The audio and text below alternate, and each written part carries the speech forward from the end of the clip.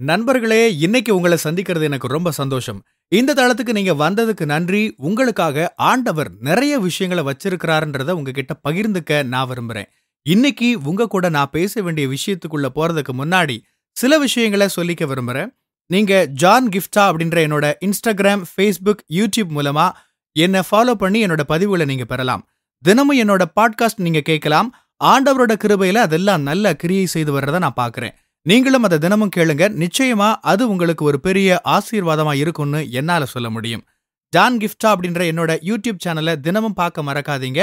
ஃபியல் for the soul with John கிஃப்டா அப்படின்ற English பாட்காஸ்டையும் நீங்க தினமும் கேட்கலாம். www.johngifta.com அப்படின்ற என்னோட வெப்சைட்லயும் இது எல்லாமே இருக்கும். நீங்க ஆண்டவர் பயன்படுத்த போற வெறும் காலி பாத்திரம் அப்படின்னு இன்னைக்கு உங்ககிட்ட பேச விரும்புறேன். பல சமயங்கள்ல நமக்கு நாமளே அழுத்தத்தை உண்டாக்கிக்கிறோம். ஆண்டவருக்காக நான் இதை செய்யணும், ஆண்டவர் என்ன இப்படி பயன்படுத்தணும், ஆண்டவர் இதை செய்யணும் அதை செய்யணும் அப்படின்னுலாம் நாம சொல்றோம். ஆண்டவருக்காக பயன்படணும் அப்படின்ற ஒரு இருதயம் உங்களுக்கு இருந்தா நிச்சயமா ஆண்டவர் உங்களை கனப்படுத்துவார், பயன்படுத்துவார். ஆனா எப்படி நம்மள வெவ்வேறு தருணங்கள்ல ஆண்டவர் பயன்படுத்துவார் அப்படின்றது வித்தியாசமானது. நீங்க விரும்புறது போலவே ஆண்டவர் உங்களை பயன்படுத்துவார்னு சொல்ல முடியாது. ஆண்டவர் என்னை இதுல பயன்படுத்தணும், இப்படி பயன்படுத்தணும், நான் இங்க இருந்தா ஆண்டவர் என்ன பயன்படுத்துவார் அப்படின்னுலாம் நாம சொல்லவே முடியாது.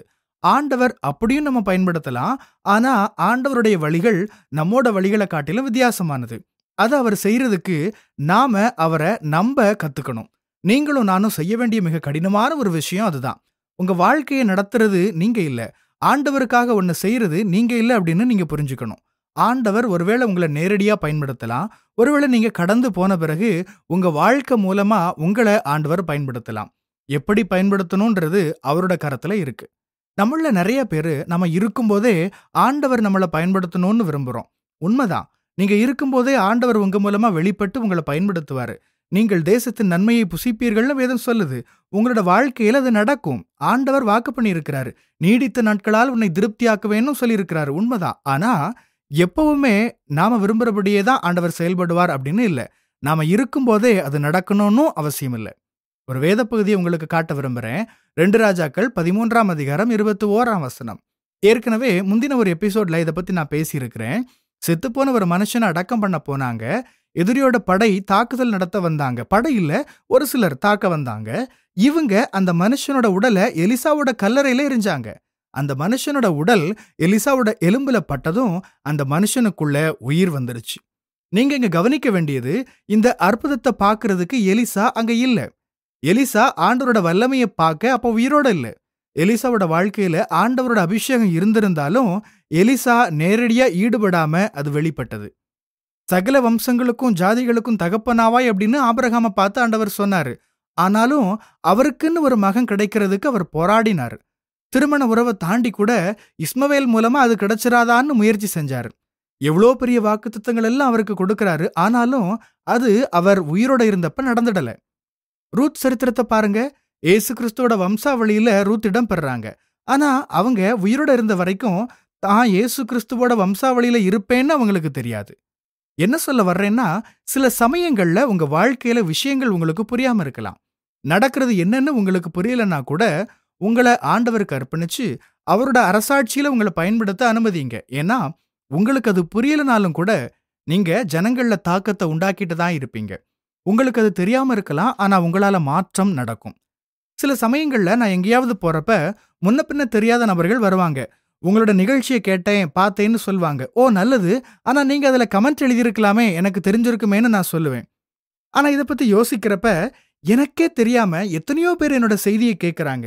எந்த மக்கள் கேட்கறாங்க, எங்கெல்லாம் இது போகுதுன்னு எனக்கு தெரியாது. எனக்கு அது தெரியாது. எப்பவாவது தான் மக்கள் வந்து சொல்லுவாங்க, இந்த வீடியோ பார்த்தேன், இந்த பாட்காஸ்ட் கேட்டேன் அப்படின்னு. அப்படின்னா தான் எனக்கு தெரியும். அதை தாண்டி யார் கேட்கறாங்க, யாரெல்லாம் பார்க்கறாங்கன்னு எனக்கு தெரியாது. நான் என்ன சொல்ல வர்றேன்னா, உங்களுக்கே அது தெரியலனாலும் கூட நீங்க தாக்கத்தை உண்டாக்கிட்டு தான் இருக்கிறீங்கன்னு சொல்றேன். யாரெல்லாம் பார்க்கறாங்க, கேட்கறாங்க என்னோட நிகழ்ச்சின்னு எனக்கு எப்படி தெரியலையோ, அதே போல உங்களோட வாழ்க்கையும் மக்களோட வாழ்க்கையில தாக்கத்தை உண்டாக்கும். என்னோட வீடியோக்கு அவங்க கமெண்ட் போடல, அவங்க என்னோட போஸ்ட்டுக்கு லைக்கே போட்டிருக்க மாட்டாங்க. ஆனா என்ன பார்த்ததும், ஜான் நீங்க நல்லா நிகழ்ச்சி பண்றீங்கன்னு சொல்லுவாங்க. என்னோட செய்தியை கேட்க மாட்டாங்க. ஆனா நான் தொடர்ச்சியா பண்ணிட்டு இருக்கிறது சிலர்ல தாக்கத்தை உண்டாக்கி இருக்கு. நான் கொடுக்கிற செய்தியில இருக்கிற விஷயம் அவங்கள இன்ஸ்பயர் பண்ணல. நான் செய்யற இந்த விஷயம் அவங்கள உற்சாகப்படுத்துது. உங்களோட வாழ்க்கையில எந்த ஒரு விஷயத்த பயன்படுத்தி ஆண்டவர் மற்ற ஜனங்கள ஆசீர்வதிக்க போறாருன்னு உங்களுக்கு தெரியாது. நீங்க அத பார்க்கறதுக்கு இருக்கலாம் அல்லது இல்லாம போகலாம். எத்தனை பேரோட வாழ்க்கைய நீங்க தொட்டிருக்கீங்கன்னு உங்களுக்கு தெரியாம போகலாம். ஆனாலும் பரவாயில்லன்னு நீங்க நினைக்கணும். அதுதான் இன்னைக்கான செய்தி. ஏன்னா சில சமயங்கள்ல நாமளே நம்ம நெருக்கிக்கிறோம். ஆண்டவருக்கு நான் ஏதாவது நல்ல விஷயங்கள செஞ்சிருக்கேன்றத நான் பார்க்கணும்னு நினைக்கிறோம். நான் அத பார்க்க விரும்புறபடி அது நடக்கலனாலும் பரவால்ல. பார்க்க விரும்புறேன் தான், ஆனாலும் பரவால்ல. எலிசா மற்ற எல்லா அற்புதங்களையும் பார்த்தாரு தான். அந்த ஒரு குறிப்பிட்ட அற்புதம் தான் அவர் இல்லாம நடந்தது. நான் என்ன சொல்ல வர்றேன்னா, சில விஷயங்கள் நீங்க பார்க்கும்போது நடக்கலாம். நீங்க பார்க்காதப்பவும் நெறைய விஷயங்கள் ஆண்டவர் நடத்துவாரு. நீங்க அத ஏத்துக்கணும். இந்த ஒரு சம்பவத்தோட நான் முடிச்சுக்க விரும்புறேன். இது ரேச்சல் ஸ்காட் என்ற ஒரு பெண்ணோட கதை. என்னோட வாழ்க்கையில பெரிய தாக்கத்த உண்டாக்கின ஒரு கதை. ஐ அம் நாட் அஷேம்ட் என்ற ஒரு திரைப்படமும் இவர பத்தி உண்டு. 1999 ஏப்ரல் 20ல அமெரிக்காவுல ஒரு பள்ளியில நடைபெற்ற துப்பாக்கி சூட்டுல தன்னோட விசுவாசத்த மறுக்காததுனால இந்த பெண் சுடப்பட்டு இறந்து போனா. ஆண்டவரோட ராஜ்யத்துல ஒரு தாக்கத்த உண்டாக்கணும்ன்ற வாஞ்சியுள்ள இருதயம் கொண்ட ஒரு பெண் இந்த ரேச்சல் ஸ்காட். அப்படி ஒரு விருப்பம் அந்த பெண்ணுக்கு உண்டு. பத்திரிகைகள் எழுதுவா, தன்னோட விசுவாசத்தை பத்தி எப்பவும் பேசிட்டு இருப்பா. அவளோட வாழ்நாள்ல அவ ஆண்டவரோட கிரியைய பார்க்க முடியாம போயிருச்சு. ஆனா அவளோட மரணத்துக்கு பிறகு அவள பத்தின செய்தி உலகத்தையே சுத்தி வந்தது.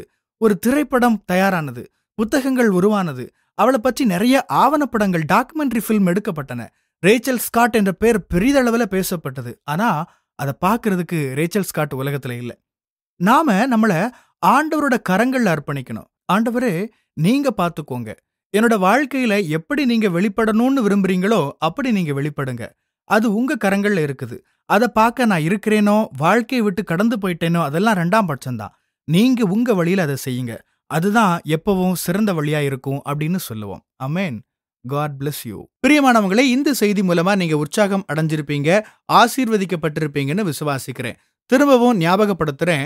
நீங்க ஜான் கிஃப்டா அப்படின்ற என்னோட இன்ஸ்டாகிராம், ஃபேஸ்புக், யூடியூப் மூலமா என்ன ஃபாலோ பண்ணி என்னோட பதிவுகளை பெறலாம். ஜான் கிஃப்டா அப்படின்ற என்னோட யூடியூப் சேனலை தினமும் பார்க்க மறக்காதீங்க. Fuel for the soul with John கிஃப்டா அப்படின்ற இங்கிலீஷ் பாட்காஸ்டையும் நீங்க தினமும் கேட்கலாம். பாட்காஸ்ட் எபிசோடுக்கு நீங்க உங்களோட ரேட்டிங், ரிவ்யூ கொடுத்து ஷேர் பண்ண மறக்காதீங்க. www.johngifta.com அப்படின்ற என்னோட வெப்சைட்லயும் இது எல்லாமே இருக்கும்.